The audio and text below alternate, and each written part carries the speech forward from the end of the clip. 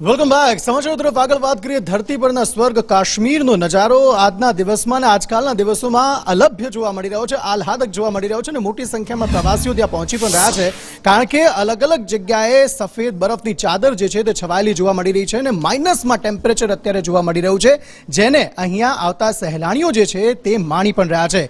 ડોડા વિસ્તાર હોય, ગુલમર્ગ હોય, કુપવાડા હોય કે લેહ લદ્દાખ હોય, ત્યાં આહલાદક દ્રશ્યો જોવા મળી રહ્યા છે અને સફેદ ચાદર બરફની ઉપર ત્યાં છવાયેલી જોવા મળી રહી છે. ચાદર પથરાઈ ગઈ છે ને આ શિયાળો આ વખતે મોડો આવ્યો પણ આવીને જબરજસ્ત જમાવટ કરી દીધી છે. અને આ ચાર દ્રશ્યો અંકિત કાશ્મીરના જોઈએ તો એ શબ્દો યાદ આવે કે બર્રુએ ઝમીયસ્ત, બર્રુએ ગર ફિરદૌસ, બર્રુએ ઝમીયસ્ત, હમીયસ્તો એટલે કે હમણાં જે શરૂઆતમાં અંકિતે કહ્યું એ પ્રમાણે કે ક્યાંય પણ જો પૃથ્વી ઉપર સ્વર્ગ છે તો એ અહીંયા છે અને અહીંયા જ છે ને આ ચાર દ્રશ્યો એની સાબિતીની મહોર મારે છે.